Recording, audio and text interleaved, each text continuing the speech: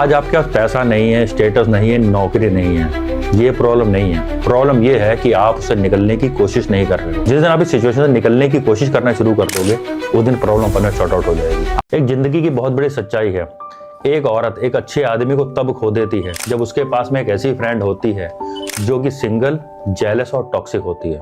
आप एक चीज हमेशा नोट करना, जो बच्चे फ्रंट सीट पर बैठे होते हैं, पढ़ने में तो बहुत तेज होते हैं, किसी ना किसी तरीके से ना एक जॉब को हासिल कर लेते हैं। अगर आप उनसे क्लास में क्वेश्चन पूछो तो उसका हर क्वेश्चन में उनके पास सॉल्यूशन होता है। लेकिन जो बैक बेंचर्स होते हैं उनके पास जिंदगी की हर प्रॉब्लम का सॉल्यूशन होता है। ऐसे लोग फ्यूचर में जाके बिजनेसमैन बनते हैं और फ्रंट सीट पे बैठे हुए जो लोग होते हैं ना, वो उनके अंडर में काम कर रहे होते हैं। जिस इंसान ने जिंदगी में कभी शराब नहीं पी, वो आपको शराब के ऊपर ज्ञान देगा, बोलेगा शराब पीना बहुत बुरी चीज होती है, शराब में ये प्रॉब्लम होती है।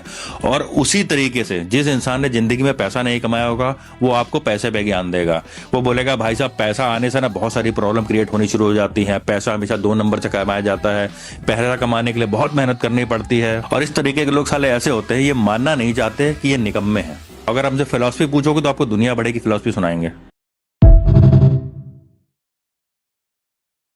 आप दुनिया में जितने वेले इंसानों को देखोगे, अगर कोई भी इंसान स्टेटस लगाता है, वो सबसे पहले उस स्टेटस को चेक करते हैं। मैंने बहुत बड़े सीईओज और बहुत सारे बिजनेसमैन के साथ काम किया है। इनमें से जो भी लोग हैं वो अपना फोन बहुत कम चेक करते हैं। अगर कोई बिजी इंसान होगा या अपने काम में बिजी होगा, उसके पास इतना टाइम ही नहीं होगा कि उसके ऑन द स्पॉट आपके व्हाट्सएप का जवाब दे दे या आपके स्टेटस चेक करे।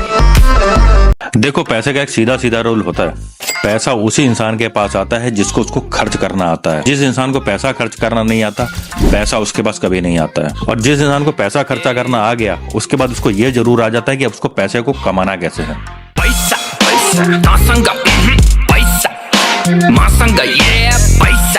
जब भी आपको 2 नंबरी आदमी की पहचान करनी है ना, तो बहुत आसान है। वो इंसान अपना मोबाइल नंबर थोड़े थोड़े दिन के बाद बदलता रहेगा। नंबर 2, जब भी आप चेक करोगे उसका लास्ट सीन आपको कभी नजर नहीं आएगा। तीसरा, जब भी उस इंसान को आप कोई भी व्हाट्सएप पे मैसेज भेजते हो तो उसको ब्लू टिक नहीं नजर आएगा, जो कि उसने पहले से बंद किया होगा।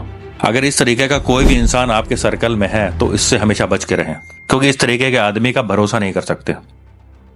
अगर एक नार्सिसिस्ट आदमी की पहचान करने ने, ये मैं आपको 4 तरीके बता रहा हूं, इसको ध्यान रखना। सबसे पहले, उस इंसान को ना मैनिपुलेशन गेम खेलने की बहुत आदत होती है। बात तो वो आपसे कह के चला जाएगा, अगर आपको वो बात बुरी लग गई ना, तो वो कहना शुरू कर देगा मेरे कहने का ये मतलब नहीं था या मेरे कहने का वो मतलब नहीं था। Number 2, attention seeker. इन लोगों को लगता है कि इनको हमेशा अटेंशन चाहिए होती है, चाहे आपका दोस्त हो, चाहे आपके दोस्त का दोस्त हो, चाहे आपके दोस्त की घरवाली हो, या आपका कोई भी जानने वाला हो या उसका कोई जानने वाला हो। उसको हमेशा ऐसा लगता है कि वो हमेशा अटेंशन में रहना चाहिए।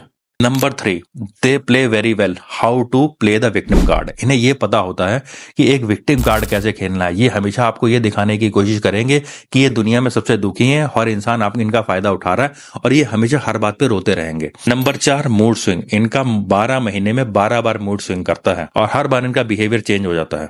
तो मेरे दोस्त, अगर आपके पार्टनर में भी ये सारी खूबियां है ना, तो जितनी जल्दी हो सके वहां से भाग लो। आपको एक दिमाग घुमाने वाला फैक्ट बताता हूँ। दुनिया के 75% अमीर लोग बिजनेस करते हैं। 15% अमीर वो लोग होते हैं जो इन्वेस्टिंग करते हैं। 10% अमीर वो लोग बनते हैं या तो वो इंटरटेनमेंट इंडस्ट्री से आ रहे होते हैं या वो कोई प्लेयर होते हैं। 1% भी ऐसा आदमी नहीं होता जो जॉब करके अमीर बना हो और फरारी या BMW लेके घूम रहा हो।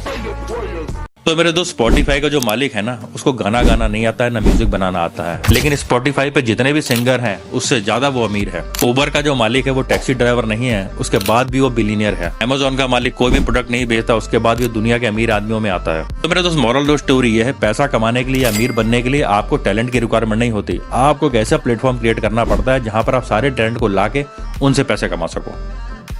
एक आपने बहुत पुरानी कहावत सुनी होगी, डोंट जज the book by the cover. Thomas Edison को तो सारे लोग जानते हैं। वो कितने अच्छे साइंटिस्ट थे ये तो मुझे नहीं पता, लेकिन वो कितने अच्छे बिजनेसमैन थे ये मुझे पता है। 1974 में 2 भाई होते थे, हेनरी और मैथ्यू। इन लोगों ने बल्ब का आविष्कार किया और उसको पेटेंट करा लिया, लेकिन इनके पास इतना पैसा नहीं होता था कि बल्क में इतने सारे बल्ब को बना सकें, और इनके पास फाइनेंस की कमी थी। बहुत सारे इन्वेस्टर उन्होंने ढूंढे, लेकिन इनको कोई इन्वेस्टर नहीं मिला। उसके बाद फाइनली ये मिले थॉमस एडिसन से। थॉमस एडिसन ने $5000 में इनका फार्मूला खरीद लिया और अपने नाम से लॉन्च कर दिया। और आज की डेट में पूरी दुनिया ये जानती है कि जो बल्ब का आविष्कार किया था वो थॉमस एडिसन ने किया था। तो इसका मतलब मेरे दोस्त, आइडिया इंपॉर्टेंट नहीं है, फंडिंग और इम्प्लीमेंटेशन होना बहुत जरूरी है। अगर कोई इंसान सच में आपसे प्यार करता है तो वो ये 4 चीजें जरूर करेगा। वो इंसान हमेशा आपके साथ टच में रहेगा, या तो वो आपको टेक्स्ट करेगा, या वो आपको मैसेज करेगा, या वो आपको कॉल करेगा। नंबर 2, जब भी वो इंसान सुबह उठेगा, आप वो पहले इंसान होगे जिसको वो याद करेगा, और वो इंसान आपसे हमेशा पूछता रहेगा आप कहाँ जा रहे हो या कहाँ से आ रहे हो। इस वजह से नहीं कि वो आपको कंट्रोल करना चाहता है, इस वजह से कि वो आपकी केयर करता है। डजंट मैटर कि वो इंसान कितना बिजी है, लेकिन आपके लिए वो किसी ना किसी तरीके से टाइम निकाल ही लेगा।